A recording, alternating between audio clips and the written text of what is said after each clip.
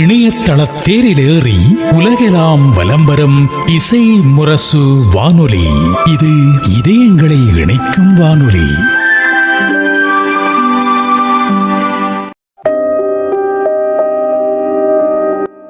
மருத்துவரை சந்திப்போம் நிகழ்ச்சியில் சர்க்கரை நோயாளிகளுக்கு ஏற்படும் புண்களை ஆற்றுப்படுத்தும் சரியான மருத்துவ வழிமுறைகள் பற்றியும், நீரிழிவு நோயால் ஏற்படும் புண்களை பராமரிக்கும் வழிமுறைகள் குறித்தும் பேசுகிறார் ரவணசமுத்திரம் அமீர்ஜான் நர்சிங் ஹோம் மருத்துவமனையின் முதன்மை மருத்துவர் டாக்டர் அமீர்ஜான் அவர்கள்.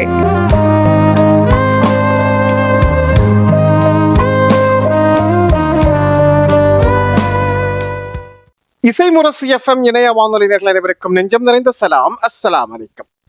இன்றைய மருத்துவரை சந்திப்போம் நிகழ்ச்சியில் நாம் சந்தித்து உரையாட இருப்பது தென்காசி மாவட்டம் ரவணசமுத்திரம் பகுதியில் செயல்பட்டு வரும் அமீர்ஜான் நர்சிங் ஹோம் மருத்துவமனையினுடைய சிறப்பு மருத்துவர் டாக்டர் அமீர்ஜான் அவர்களை சந்தித்து பேச இருக்கிறோம். இன்றைய நிகழ்ச்சியில் சர்க்கரை நோயால் ஏற்படும் புண்கள் மற்றும் காயங்களை பராமரிக்கும் வழிமுறைகள் குறித்தும், தொடர்ச்சியாக இந்த காயங்கள் மற்றும் புண்களால் ஏற்படும் பாதிப்புகள் குறித்தும் பேச இருக்கிறோம்.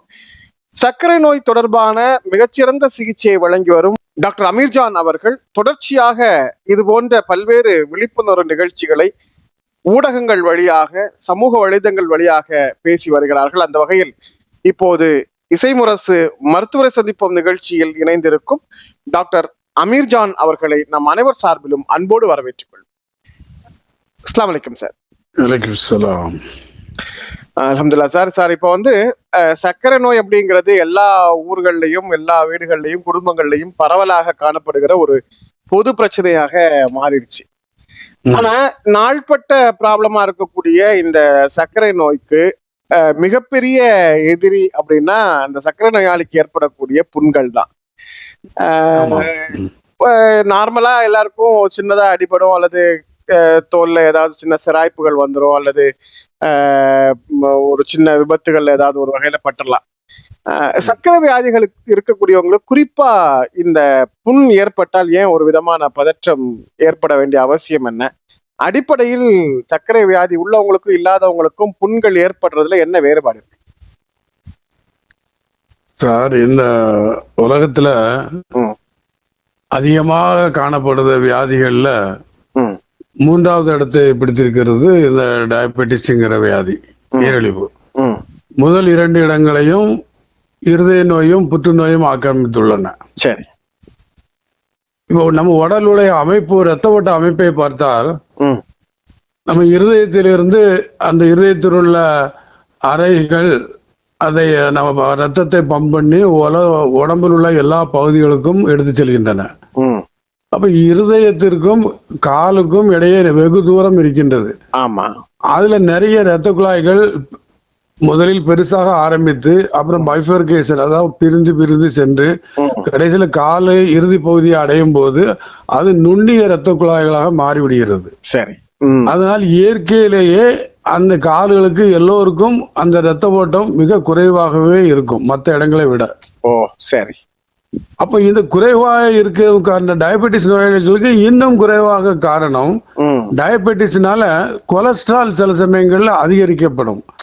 அது அந்த இரத்த நாளங்கள் உள்பகுதியில் படிந்து விடும். மேலும் அந்த அடைப்பு ஏற்படும்.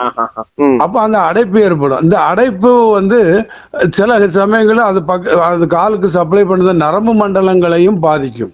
ஓ சரி. அப்ப இந்த நரம்பு மண்டலங்களை பாதிக்கும் போது அந்த பாதிக்கப்பட்ட நபர் சாதாரண நபரை விட இவருக்கு உணர்வு திறன் கம்மியாகிடும். ஒரு கால் மறுத்தது மாதிரி இருக்கும். அதனால இவருக்கு ஏதாவது சூடான பொருட்கள் பட்டாலோ, அல்லது சூடான தரைகளில் மிதித்தாலோ, அல்லது ஏதாவது கூர்மையான பொருட்கள் குத்தினாலோ இவருக்கு அந்த அளவுக்கு வலியை உணரும் சக்தி குறைவாக இருக்கும். சரி சரி. இதுதான் மெயினா சர்க்கரை நோயாளிகளுக்கும் மற்றவர்களுக்கும் புண் வந்தால் ஏன் அதிகப்படுகிறது. இந்த உணர்வு மறுத்தல் அல்லது உணர்ச்சி குறைவு அப்படிங்கிற ஸ்டேஜ் ஒரு ஒரு ஒரு நாள்பட்ட நிலையில தான் ஏற்படுமா, இல்ல தொடக்க நிலையிலேயே அது மாதிரி வர்றது? இல்ல. இப்ப நீ கேக்குறது நல்ல கேள்விதான். பெரும்பாலும் சுகர் நோயாளி அவர் ஒழுங்காக மருந்துகளை எடுத்துக்கொண்டால் இந்த மாதிரி பிரச்சனைகள் வருவதற்கு சிறிது காலம் ஆகலாம், குறைந்தது 5 வருடம் கூட ஆகலாம். ஓ சரி. ஆனால் நம்ம நாட்டை பொறுத்த அளவில் அன்கண்ட்ரோல்டு டயபெட்டிஸ் நிறைய இருக்காங்க. ஆமா ஆமா. அதனால ஏர்லியராகவே சீக்கிரமாவே இந்த மாதிரி பாதிப்புகள் அவங்களுக்கு ஏற்பட்டு விடுகிறது. அதனால இது வந்து குறிப்பிட்ட காலக்கெடு என்று கிடையாது, நாம் பராமரிப்பை பொறுத்து அது கூடவோ குறையவோ இருக்கலாம். சரி, இப்ப பார்டர் லெவல் அப்படின்னு ஒரு ஸ்டேஜ் சொல்லுவாங்க, கொஞ்சம் கூட இருக்கு அப்படின்னு சொல்லிப்பாங்க. இப்ப இவங்க வந்து அவங்களுடைய டே டு லைஃப்ல வந்து பெரிய சேஞ்சஸ் ஒண்ணுமே செய்ய மாட்டாங்க. சுகர் மெடிசன் எடுத்துக்கிட்டு இருக்கேன், டெய்லி ஒரு மெடிசன் தான் போட சொல்லிருக்கு, பார்டர்ல தான் இருக்கு, கம்மியான டோஸ் தான் கொடுத்துருக்காங்க அப்படின்னு அவங்களே சமாதானம் சொல்லிப்பாங்க. பக்கத்துல இருக்கிறவங்கள்ட்ட சொல்லிக்கிட்டே எல்லாத்தையும் எடுத்துப்பாங்க, சாப்பிட்டுப்பாங்க. அப்ப இவங்களுக்கு அவங்க உண்மையிலே சொல்றது மாதிரி வந்து 300-400 லெவல்ல இல்லாம இருக்கலாம். ஆனா இவங்க ரெகுலரா 10 வருஷம் 12 வருஷம் இதே மாதிரியான ஸ்கேல் லெவல் மெயின்டைன் பண்ணிட்டு இருக்காங்கல்ல, இவங்களுக்கும் இது மாதிரியான ரத்த குழாய் அடைப்புகள் வர வாய்ப்பு இருக்கா? இவங்களுக்கும் இது மாதிரி புண்கள்னால வரக்கூடிய பாதிப்புகள் இருக்கா? கண்டிப்பா இருக்கு. ஏன்னா ரத்த குழாய் அதிக நாட்கள் உடம்பை பாதிக்கும் போது அது கொலஸ்ட்ராலையும் கொஞ்சம் இன்க்ரீஸ் பண்ணும். சரி. அதனால கொலஸ்ட்ராலும் டயபெட்டிஸும் அனந்தமின்னே சொல்லலாம். இது அதை கூட்டிட்டு வந்துடும், இல்லைன்னா அது இதை கூட்டிட்டு வந்துடும். ஆமா, அப்ப பாதிப்பு அப்படிங்கிறது குறைவாக இருந்தாலும் கூடுதலாக இருந்தாலும் எப்படி இந்த ரத்த குழாய் அடைப்புகள் அதனால வரத்தான் செய்யும், பிரச்சனைகள் இருக்கதான் செய்யும். அதோட இது வந்து பாரம்பரியமாகவும் சிலருக்கு வரலாம், வருது. சிலருக்கு ரத்த குழாய் அடைப்பு சில குடும்பங்களில் தொடர்ச்சியாக நிறைய பேருக்கு இருக்கும். சரி சரி சரி. அது மாதிரி அன்கண்ட்ரோல்டு டயபெட்டிஸும் நிறைய பேருக்கு இருக்கும், எல்லாம் மருந்து போட்டாலும் கேட்காது. காரணம் அந்த இன்சுலின் வந்து ஏதாவது இந்த இன்சுலின் குறைவா சுரப்பதோடு சில சமயங்களில் காக்சாக்கி வைரஸ் என்று சில வைரஸ் கிருமிகள்னாலையும் அந்த கணையம் பாதிக்கப்பட்டு இன்சுலின் சுரப்பது இயற்கையாகவே குறைந்துவிடும். அதனால அவங்க வந்து எவ்வளவு மாத்திரைகள் சாப்பிட்டாலும் சரி, இன்சுலின் நிறைய போட்டாலும் சரி, அவங்களுக்கு முழு கண்ட்ரோல் வந்து கிடைக்கவே கிடைக்காது.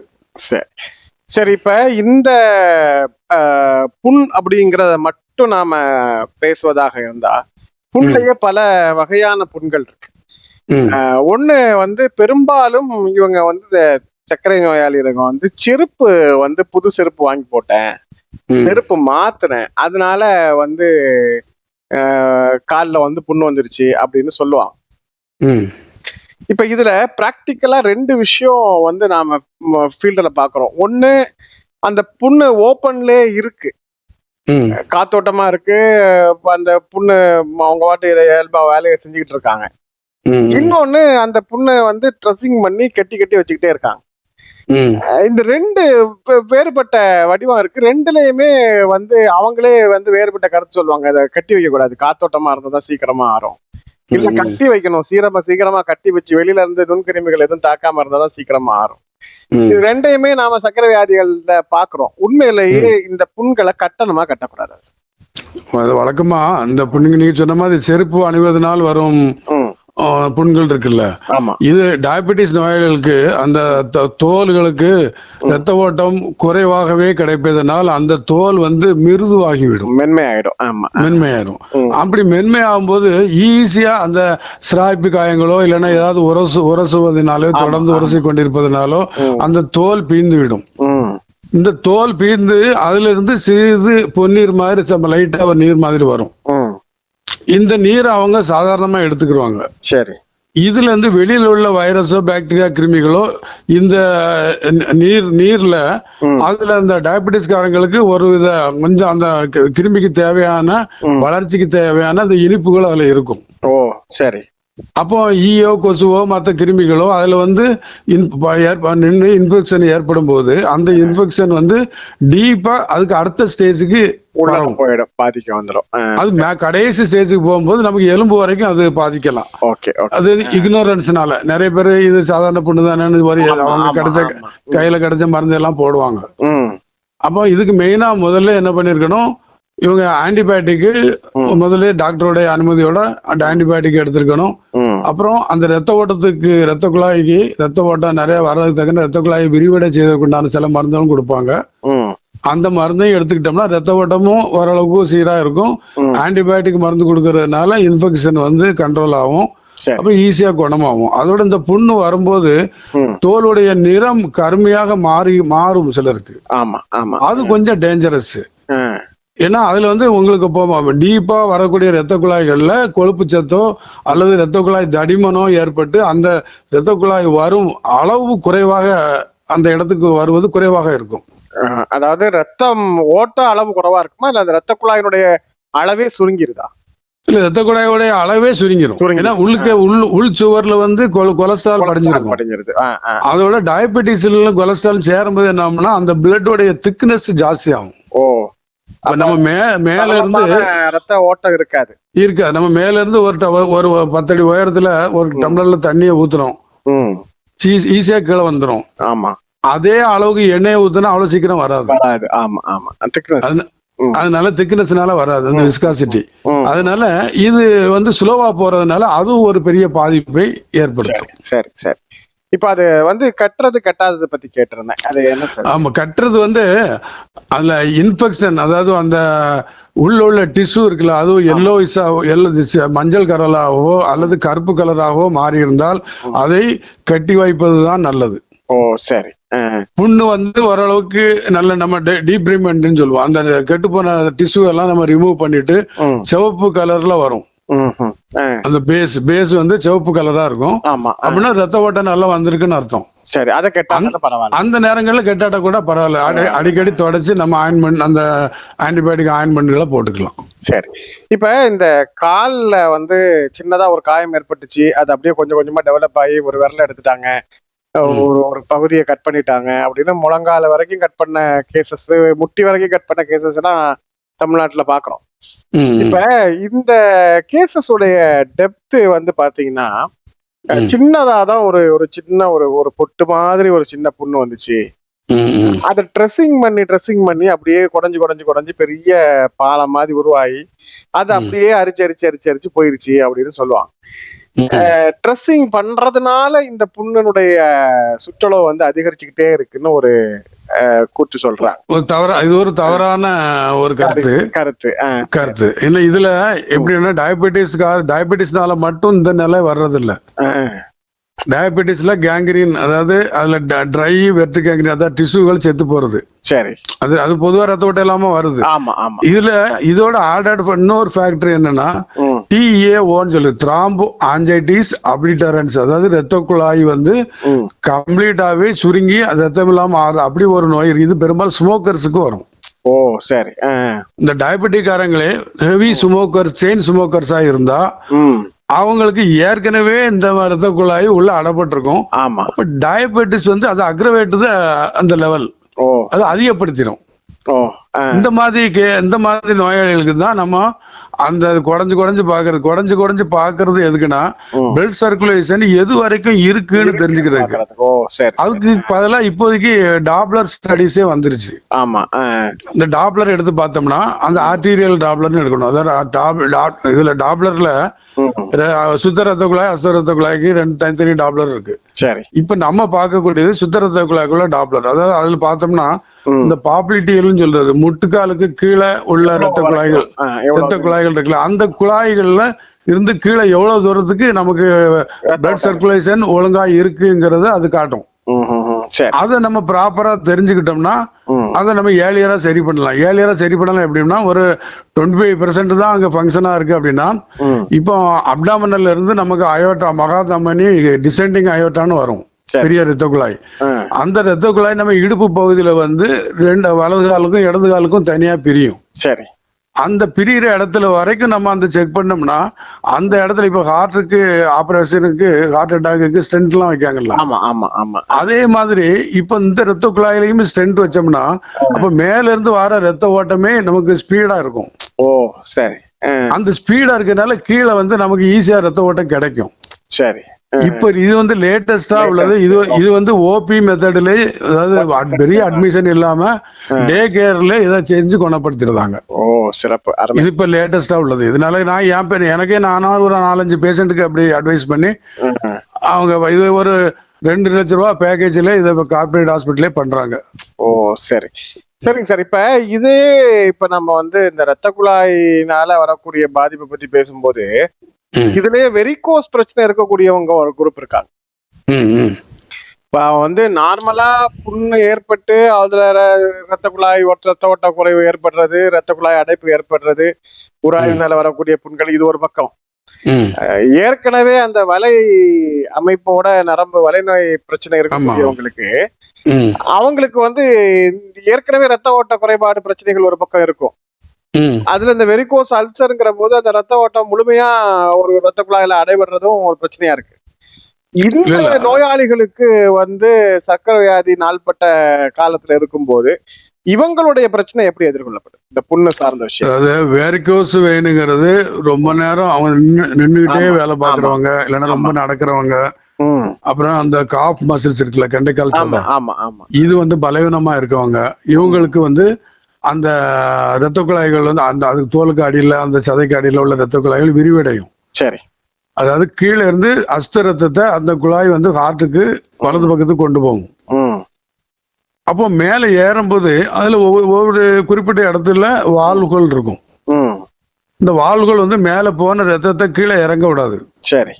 அப்படின்னு நார்மல் பர்சனுக்கு இருக்கும். ஓகே. இவங்களுக்கு ரொம்ப நாள் லாங் ஸ்டாண்டிங்கா அந்த ரத்த குழாய் விரிஞ்சிறதுனால அந்த வால்வு கரெக்டா ஃபிட் ஆகாது. சரி. மேல போன ரத்தத்தை அப்படி மேலே வச்சுக்கிறாம கொஞ்சம் லீக் ஆகி கீழேயும் வருது. Okay okay.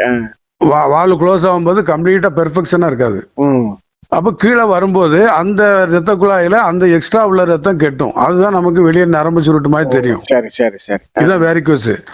இந்த வேரிகோஸ்னால பெரிய பயப்படுறதுக்கு ஒண்ணும் இல்லை. ஆனா இந்த நமக்கு டயபெட்டிஸ்னால உள்ள ரத்த குறைபாடும் இருந்து இதுவும் இருந்தா அவங்களுக்கு கொஞ்சம் அந்த புண்ணை ஆடுறதுக்கு கொஞ்சம் கஷ்டம். சரி. இப்ப நார்மலா வந்து ஒரு புண்ணு ஏற்பட்டுடுச்சு உராய்வினாலேயோ அல்லது சில பேரு வந்து ஒரு தூக்கத்துல கூட காலை வச்சு சொரிஞ்சிருவாங்க. சொருகிறனால காலையில பார்த்தாதான் அது ஒரு மாதிரி செவந்து உப்பி ஒரு மாதிரி அது முதல் நாள் ஒரு மாதிரி இருக்கும். அன்னைக்கே அதை கொஞ்சம் கவனமா கையாண்டுட்டாங்கன்னா அடுத்த நாளைக்கு அது பெருசா இருக்காது. சரி, இது ஒரு பெரிய தொந்தரவா இல்லையான்னு விடுவாங்க. அதுக்கப்புறம் அது வீக்கம் போட்டு இன்ஃபெக்ஷன் ஆகி பெரிய சிக்கலாயிடும். இப்ப ஏதோ ஒரு வகையில வந்து புண்ணு வந்துச்சு. வந்த புண்ணை முறையா ஆற்றுப்படுத்தி அடுத்த கட்டத்துக்கு கொண்டு போகாம இருக்கிறதுக்கு முதல் கட்டமாக வீடுகள்ல என்ன மாதிரியான வேலை செய்யணும்? கட்டாயமா எந்த மாதிரி புண்ணு வந்தாலும் நம்ம ஒரு ஆன்டிபயோட்டிக் போடுறது நல்லதா?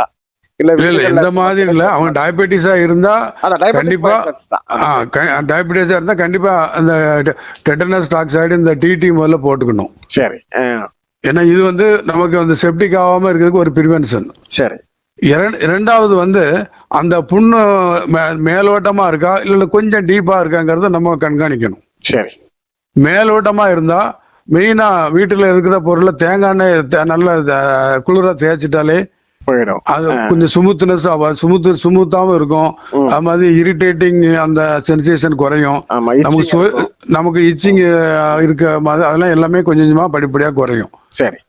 அதோட இந்த ரெட்டிஸா வருதுன்னு வச்சுக்கோங்க, அந்த இடத்துல ஒரு 24 ஹவர்ஸ்க்குள்ள ரெட்னஸ் வந்துருச்சுன்னா கண்டிப்பா ஆன்டிபயோட்டிக் யூஸ் பண்ணியே ஆகணும். ரெட்னஸ்னா இன்ஃப்ளமேஷன். அதாவது அந்த எந்த இடத்துல ஒரு இடத்துல அது டீப்பா போகுது, அதை சுத்திலும் வெளியில நமக்கு தெரியப்படுத்துறதுக்காண்டி நான் உள்ள போய்கிட்டு இருக்கேன் என்ன கவனி அப்படின்னு சொல்ற மாதிரி அது சொல்லும் நமக்கு. அப்போ அந்த ரெட்னஸ் இருக்கும்போது நம்ம வந்து இக்னோர் பண்ணிடக்கூடாது, நமக்கு அலட்சியமா இருந்துடக்கூடாது. ஓகே. சோ அந்த காயத்தினுடைய தன்மையை வச்சுக்கிட்டு தான் நம்ம வந்து அது எந்த சிகிச்சை வேணும் இல்லைங்கிறத வந்து முடிவு பண்ணும். பொதுவா சரியா இருக்கு. ஆமா ஆமா. சொல்லுங்க சொல்லுங்க சொல்லுங்க. அதாவது ஆண்டை வந்து அதுக்கு நமக்கு சில அறிகுறிகளை உண்டாக்கி இருக்கான். அந்த உள்ள போதா இல்லையான்னு தெரியறதுக்கு தான் ஆண்டவன் என்ன பண்ணும், குளிர் காய்ச்சலை உண்டாக்குவான். ஓ சரி. இந்த குளிர் காய்ச்சல் வந்துட்டாலே நம்ம வந்து ட்ரீட்மெண்ட் வந்து மிக மிக அவசியம் அப்படிங்கிற ஸ்டேஜ் நம்ம புரிஞ்சுக்கணும். ஓ சரி. காய்ச்சல் தானே ஒரு விட்டுறப்படாது. சிலர் நல்லா இருப்பான், திடீர்னு கிடுக்கிட்டு அடங்கிட்டு வருவாங்க. அப்புறம் நம்ம வேற 3 விஷயங்கள்ல தான் அப்படி வரும். ஒண்ணு யூரினரி இன்ஃபெக்ஷன்ல, இல்லைன்னா மலேரியால, இல்லைன்னா ஃபைலேரியாசிஸ், அதாவது இந்த யானைக்கால் வேலை இருக்கு அந்த இது 3 காமன். இந்த 4வதா வர்றதுதான் இந்த டயபெட்டிக் இன்ஃபெக்ஷன், இன்ஃப்ளமேஷன். இது திடீர்னு குளிர் காய்ச்சல் வந்துடும். அது வந்து இது இப்போ மத்தவங்களை சாப்பிடுற மாதிரி வந்து ஐஸ் சாப்பிட்டாருன்னு எந்த தேவையும் இல்லை அதுக்கு. அது திடீர்னு அந்த வைரஸ் தாக்கம் வந்தா ஆட்டோமேட்டிக்கா உருவாயிடும், அந்த இன்ஃபெக்ஷனால வந்துடும். சரி. இப்ப கால்கள்ல ஏற்பட புண்ணை பத்தி தான் நம்ம பெரும்பாலும் சர்க்கரை வியாதிக்காரங்க பாத்துக்கிட்டே பேசிக்கிட்டே இருக்காங்க. பொதுவாவே காலுக்கு மட்டும்தான் இந்த சிக்கலா இல்ல இப்ப கையில ஏதாவது ஒரு கத்தி படுத்து, ஒரு ஹோட்டல்ல ஒருத்தர் வேலை பாக்குறாரு, அவருக்கு கையில வந்து ஒரு கத்தி பட்டுருது, அல்லது ஒரு கசாப் கடையில வேலை பாக்குறாரு, ஒரு கத்தி பட்டுருது, இல்ல வேற ஏதோ ஒரு பஸ்ல பயணம் பண்றாரு, ஒரு தகடுக்கு வந்து கையை கிழிச்சுக்கிறதா வச்சுக்கோங்க. இந்த சக்கரை வியாதிக்காரா இருக்காரு, அவருக்கு கைக்கோ அல்லது உடம்புல வேற எதுலயோ இடத்துல வந்து ஒரு விபத்துல பட்டாலோ இந்த அளவுக்கு முக்கியத்துவம் தேவையா? எப்படி? இல்ல அதுக்கு நீங்க கேக்குறது ரொம்ப சிறப்பான கேள்வி. ஏன்னா காலுக்கு நம்ம ஏற்கனவே சொல்லியிருக்கோம், ரத்த ஓட்டம் கம்மி, உணர்வு கம்மி, அவனுக்கு எந்த குத்துனாலுமே இடிச்சாலுமோ வச்சாலுமே எதுவுமே தெரியாது. அதனால அதை அவன் கண்டுபிடிக்க கொஞ்சம் டிலே ஆகும். இப்ப கையிலயோ மத்த இடத்துலயோ உடனே பாத்துருவாங்க. எப்பவுமே கை காயெல்லாம் நமக்கு யூஸ் பண்றதுக்கு நம்ம கை கண்ணு பக்கத்துல வச்சே பாக்கலாம். அப்படிங்கும் போது ஈஸியா நமக்கு தெரியும். அதோட நம்ம வந்து டெய்லி யூஸ் பண்ணிக்கிட்டு இருக்கோம், நம்ம வந்து சாப்பிடுறோம், கையை கழுவுதான், முகம் கழுவுதான். அப்படிங்கும் போது அந்த இடத்துல சின்ன சின்ன ஒரு எரிச்சல்கள், ஒரு வலி ஏதாவது ஒண்ணு இருக்கு, ஏன் வலிக்குன்னு அப்படின்னு நம்ம அது சீரியஸா திங்க் பண்ண ஆரம்பிச்சிடும். காலில் வந்து அப்படியே அது கொஞ்சம் மரத்து போற சென்சேஷன் வந்துட்டனாலே இவங்க வந்து இக்னோர் பண்ணிடுவாங்க, ஒண்ணுமில்லை அப்படின்னு. அப்புறம் அவங்க டீப்பா போய் அந்த நர்வு அந்த பெயின் இன்ட்ரடியூஸ் நமக்கு தெரியப்படுத்துற நரம்பு வரைக்கும் டச் ஆன பிறகுதான் இவருக்கு உண்மையிலேயே தெரியும். ஓ சரி. அதனாலதான் லேட் ஆகுது காலில் வந்து புண்ணு வந்தா இவங்க எனக்கு என்னன்னு கண்டுபிடிக்கிறதுக்கு. நான் பார்த்து டெய்லி யாருமே இதுக்கு நமக்கு மெயினா நம்ம செய்ய வேண்டியது பாத பராமரிப்பு தான். சரி. இப்ப நம்ம வெளியில எங்கெல்லாமோ போயிட்டு வரோம், நைட்ல ஒரு வெதுவெதுப்பான தண்ணீர்ல நம்ம காலை முக்கி வச்சுட்டு நல்ல சுத்தமான துணியால காலை தொடச்சிட்டு உள்ளங்காலு பாதம் அப்புறம் கணுக்கால் வரைக்கும் உள்ள பகுதிகளை கம்ப்ளீட்டா நமக்கு கண்ணால செக் பண்ணணும் ஏதாவது பிரச்சனை இருக்கா என்னன்னு. அப்புறம் தேங்காய் எண்ணெய் டெய்லி நீங்க அப்ளை பண்ணிட்டு வர்றது உங்களுக்கு நிறைய பாதுகாப்புகளை கொடுக்கும். தேங்காய் எண்ணெய்னா அந்த பாதத்தினுடைய மேல் பகுதியில, மேல் பகுதி அடிப்பகுதி எல்லாமே ஆமா தேய்ச்சிட்டு ஒரு 1/2 hour அது கொஞ்சம் ட்ரை ஆகாத வரைக்கும் நம்ம இருந்துட்டு படுக்கணும்னா கூட அப்புறம் படுத்துக்கு 1/2 மணி நேரத்துக்கு கழிச்சு படுத்துக்கலாம். ஓ இப்ப ராத்திரி தூக்கத்துக்கு போறதுக்கு முன்னால தேங்காய் ஆமா ஆமா ஆமா அப்பதான் நமக்கு என்ன குளிக்கும் முதல்ல தேங்காய் தேய்ச்சிட்டு அப்படியே போய் இல்ல அது வந்து நமக்கு மாய்ஸ்சரைசிங். சரி. நம்ம ஸ்மூத் பண்றது, ஸ்கின்னை ஸ்மூத் பண்றது, வெடிப்புகள் வராம இருக்கிறது, சிலருக்கு ஸ்கின் ட்ரையா இருக்கும், அதுக்கு தேய்ச்சிக்கிறது அது வேற. இது வந்து நமக்கு டயபெட் பாத பராமரிப்புக்காக வேண்டியே சொல்லப்பட்டது. ஓகே. அது வந்து இரவுல வந்து சும்மா 2 கையில அப்படி எல்லாம் நல்லா தேய்ச்சிட்டு அதுல பாதத்துக்கு மேல கீழ எல்லாம் சுத்தி தேய்ச்சா போதுமானது. ஆமா ஆமா ஆமா இல்லையா? சரி ஓகே சரிங்க சார். இப்ப தொடர்ச்சியா இந்த கால் புண் பராமரிப்பு சார்ந்து ஆன்டிபயோட்டிக் இது மாதிரியான மாத்திரைகள் எடுக்கிறதுனால இந்த மாத்திரைகள்னால வந்து தொடர்ச்சியா வந்து சைடு எஃபெக்ட், அதனால வரக்கூடிய அல்சர் இது மாதிரியான பிரச்சனைகள் ஒரு பக்கம் சர்க்கரை வியாதிக்காரங்களுக்கு அதிகமா இருக்குன்னு சொல்றாங்க. சில பேருக்கு வந்து காலையில மட்டும் டயபெட்டிக் மாத்திரை எடுத்தா போதும்னு சொல்லியிருப்பாங்க, சில பேருக்கு காலையில நைட்டும் எடுக்கணும்னு சொல்லியிருப்பாங்க, சில பேருக்கு இன்னும் போனா ஒரு நேரம் மாத்திரை மத்தியானம் கூட எடுத்துக்கோங்கன்னு சொல்லியிருப்பாங்க. இந்த அதிகபட்சமாக மாத்திரை பயன்பாடு இருக்கக்கூடியவங்களுக்கு இந்த தோல் சார்ந்த பிரச்சனைகள் வருது, குறிப்பா வந்து கால் பாதங்கள்ல இது மாதிரி ரத்த ஓட்ட குறைபாடு இருக்கக்கூடிய இடங்கள்ல இயற்கையாகவே எந்த தட்டு முட்டு எதுவுமே இல்லாம உரசல் இல்லாம சும்மா ஒரு தோல் லேசா ஒரு ஸ்கிராச் ஆன மாதிரி இருக்கும், அதுல இருந்து ஒரு புண்ணு வருதுன்னா இது வந்து 10-15 வருஷமா மருந்து மாத்திரை எடுக்கிறதுனால மாத்திரை எஃபெக்ட்னால வரக்கூடியதுன்னு சொல்றாங்க. இது எந்த அளவுக்கு? இல்ல அப்படி இல்ல. இப்ப நம்ம மாத்திரை எடுக்கிறோம், இந்த மாத்திரை எப்படி வேலை செய்யுதுன்னா கணையத்துல பீட்டா செல்ஸ் இருக்கு. ஆமா. ஆல்பா செல்லு பீட்டா செல். ஆல்பா செல்ல அமைலேஸ் அப்புறம் இன்னும் சில ஹார்மோன்கள் இருக்கு. இந்த ஹார்மோன் அதுல அமைலேஸ் லைபேஸ்னு ஹார்மோன் அதுல சுரக்கும். இந்த பீட்டா செல்ஸ்ல வந்துதான் இன்சுலின் சுரக்கும். அப்ப இன்சுலின் வந்து எப்படி சுரக்கும்னா நம்ம என்ன சாப்பிடுறோமோ அதுக்கு அதை கம்ப்ளீட்டா நம்ம பாடியில கொண்டு எனர்ஜி ஆகுறதுக்கு எவ்வளவு இன்சுலின் தேவைப்படுமோ அந்த இன்சுலின் கால்குலேட் பண்ணி அது இயற்கையாவே சுரக்கும். சரி. இப்ப டயபெட்டிஸ்ல என்ன ஆகும்னா அந்த இன்சுலின் சுரக்கிறதுல குறைபாடுதான் டயபெட்டிஸ் சொல்றோம். இப்போ இதுக்கு நம்ம டேப்லெட் போடுறோம்னா இந்த டேப்லெட்டோடைய ஆக்ஷன் என்னன்னா 2 விதமான டேப்லெட் இருக்கு. ஒண்ணு அந்த இன்சுலின் வந்து சென்சிட்டிவ் ஆகுற, சிலது பிளட்ல சுகர் இருக்கும், இன்சுலின் இருக்கும், ஆனா ஒரு வேலையும் நடக்காது. சரி. அத இன்சுலின் ஆக்டிவேட் பண்றதுக்காண்டி சில மாத்திரைகள் இருக்கு. ஃபங்க்ஷன் பண்றது. ஆமா, அந்த மாத்திரையை கொடுத்தா ரத்த பரிசோதனையிலே அது தெரிஞ்சுக்க முடியுமா? இதுல வந்து செயல்பாட்டு இல்ல, ரத்த பரிசோதனையில தெரியாது. இப்ப அன்கண்ட்ரோல்டு டயபெட்டிஸ்ல நம்ம இந்த முடிவுக்கு வரலாம். சரி சரி சரி. அதோட இன்னொன்னு அடுத்த ஸ்டேஜ் டிஷ்யூ பெர்செப்ஷன். இந்த எக்ஸஸா சுகர் இருக்கு, இது இந்த இன்சுலின் ஆக்டிவேட் பண்ணி என்ன ஆகும்னா அதாவது இதுல தசைகள்லயும் கல்லீரலையும் கிளைக்கோஜனா மாத்தி கொண்டு போய் கொடுக்கும். சரி. ஸ்டோர் பண்ணி வச்சுக்கிறோம். சரி. அப்ப நம்ம எப்போ பட்டினியா இருக்கமோ, இல்ல நம்ம இஸ்லாமியர்கள்ல விரதம் இருக்கோம், ரமலான் நோம்பு, இதுல இந்த கிளைக்கோஜன்கள் வந்து நமக்கு உடம்புக்கு எனர்ஜிக்காண்டி குளுக்கோஸா அப்பப்போ மாற்றப்படும், உருவாக்கிக்குது. ஓகே. அதனாலதான் நமக்கு நோம்புல ரொம்ப டயர்ட்னஸ் தெரியாம இருக்க காரணம் இதுதான். சரி சரி சரி. இது அல்லாஹ்வுடைய ஏற்பாடு, அல்லாஹ்வுடைய ஏற்பாடு. அல்ஹம்துலில்லாஹ். இப்போ ஆனா அந்த மாத்திரை சாப்பிடுறதுனால இந்த பாதிப்புகள் வர்றதில்லை. இது வராது. ஏன்னா நம்ம மாத்திரை இப்போ இன்சுலின் 40 யூனிட் தேவைப்படுது, அதுக்கு நம்ம 2 மாத்திரை போடுறோம், அது கரெக்டா சுரக்கு. சில நாட்கள் கழித்த பிறகு அந்த 40 யூனிட் அது சுரக்காது. அப்ப அது 40 யூனிட் சுரக்க வைக்கிறதுக்கு கூட ஒரு மாத்திரையை ஆட் பண்றோம். அப்புறம் இப்படியே ஆட் பண்ணி நம்ம மாத்திரைய எண்ணிக்கையை கூட்டும் போது ஒரு கட்டத்துல அந்த இன்சுலின் வந்து அந்த கணையம் இன்சுலின் சுரக்கிறதே கம்ப்ளீட்டா குறைச்சிரும். அப்ப நம்ம என்ன செய்யணும், அந்த கணையம் உறுப்புக்கு ரெஸ்ட் கொடுக்கணும். நம்ம வண்டியில பாரத்தை எடுத்துட்டு போறோம், மாடு சமக்க முடிய மாட்டுக்கு படுத்துறது, தார்க்கும் பேச்செல்லாம் குத்துதான், எழுந்திருக்க மாட்டுக்கு. கடைசியில என்ன பண்ணுதான், இந்த பாரத்தை எல்லாம் இறக்கி வச்சுட்டு அந்த மாட்டை ஒரு இடத்துல கட்டி அதை ஆசுவாசப்படுத்தி அப்புறம் கொண்டு போவோம். அத மாதிரி இன்சுலின் அந்த கணையம் வந்து இன்சுலின் சுரக்கிறத ஆல்மோஸ்ட் ஸ்டாப் பண்ணக்கூடிய லெவல்ல வந்துட்டா நம்ம மாத்திரை எத்தனை மாத்திரை போட்டாலும் அவருக்கு அது வேலை செய்யாது. அதனால அந்த நேரத்துல நம்ம ஆர்டிபிஷியலா இன்சுலின் அந்த பேஷண்ட்க்கு அட்வைஸ் பண்ணுவோம், செலுத்துறோம். ஆமா, அது செலுத்திட்டு அப்புறம் அப்பவும் கேட்பாங்க, அப்ப இன்சுலின் ஆரம்பிச்சா போட்டுக்கிட்டே இருக்கணுமா அப்படின்லாம் கேட்பாங்க. அது அப்படி அல்ல, நமக்கு தேவைக்கு அந்த கணையம் உறுப்பு திடீர்னு அந்த ரெஃப்ரெஷ் ஆகுற வரைக்கும் நம்ம அந்த இன்சுலினை யூஸ் பண்ணலாம். வேலை செய்ய ஆரம்பிச்சோம்னா இதை குறைச்சி, ஆமா, அப்புறம் கொஞ்சம் கொஞ்சமா அப்புறம் வேலை செய்ய ஆரம்பிச்சோம்னா மாத்திரை இதோட இதான் ஸ்டார்ட். சடன்னா இதை நிப்பாட்டக்கூடாது. சரி. கொஞ்சம் கொஞ்சம் மாத்திரையை கொடுத்து கொஞ்சம் கொஞ்சமா அதை இன்க்ரீஸ் பண்ணி இந்த இன்சுலின் டோஸை படிப்படியா கொஞ்சம் டிக்ரீஸ் பண்ணணும். ஆமா, ரொம்ப அருமையா சொன்னீங்க சார். உண்மையிலேயே ரொம்ப இயல்பான பக்கத்துல ஒரு நோயாளிக்கு கேட்டு சொல்றக்கூடிய உணர்வு உங்களுடைய இந்த சந்திப்புல கிடைச்சது. கால்கள்ல ஏற்படக்கூடிய புண்கள், அதற்கான காரணங்கள், அதை சரி பண்ணக்கூடிய வழிமுறைகள்னு ரொம்ப விரிவா சர்க்கரை வியாதியால ஏற்படக்கூடிய புண் பராமரிப்பு பத்தி பேசுனீங்க. உங்களுடைய அரிய நேரத்தை ஒதுக்கி நிகழ்ச்சியில் பங்கேற்று சிறப்பித்தவைக்காக உலகெங்கும் வாழ்ந்து கொண்டிருக்கும் இசை முரசு நேயர்கள் சார்பில் நன்றி தெரிவித்துக் கொள்கிறோம் சார்.